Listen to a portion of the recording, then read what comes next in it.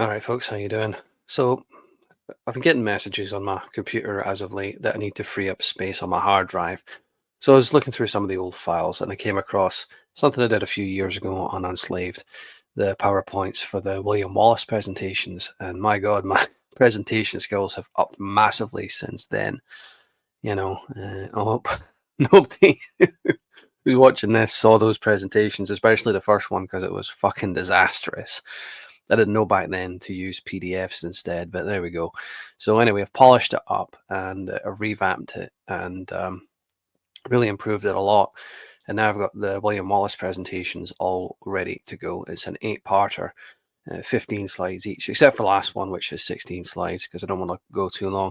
I even thought about reducing them down to 10 slides, but this story is so engrossing that 10 slides isn't enough. You need 15, I think, to really fully develop and flesh out the story. And it's based on this book, William Wallace, Robin Hood Revealed, my second favorite book after The Biggest Secret.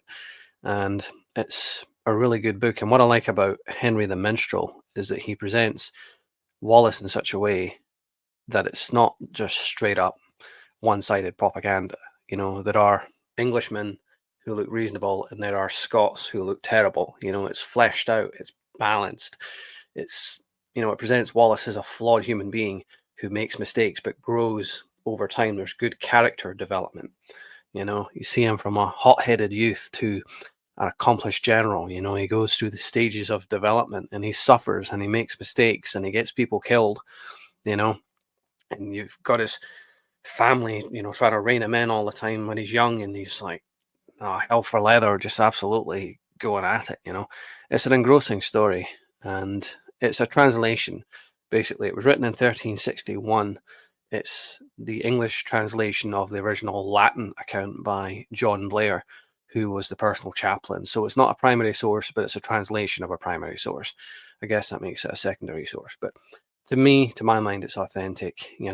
And going back to my roots here, really, my according to the latest ancestry results, I'm now 94% Scottish. I've gone up from I think 87% to 94.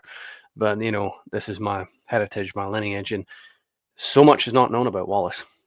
People just think he won a single battle and then lost at Falkirk, and then time skip, he was captured and executed. But there's so much more to the life of William Wallace than people realize. I mean, the whole adventures in France thing, we never got that in Braveheart. He rose to prominent in the French court. He got within 13 miles of the centre of London at one point. The Battle of Stanmore, which never happened because the English backed down, just before the Battle of Falkirk, things like that. So it'll all come out in these presentations.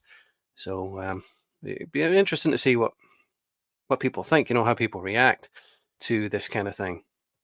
Always leave your thoughts in your comments, because there's no point in doing these presentations if you don't get feedback. I'm doing it to educate people and to put the light on Wallace, because he's one of the most underappreciated figures in not just Scottish but human history.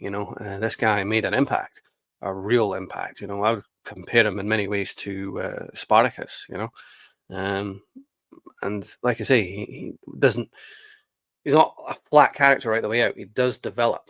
He does go through stages of development, stages of suffering.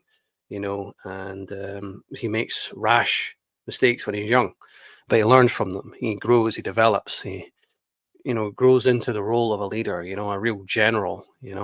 And the part I like the most is like when he's in France.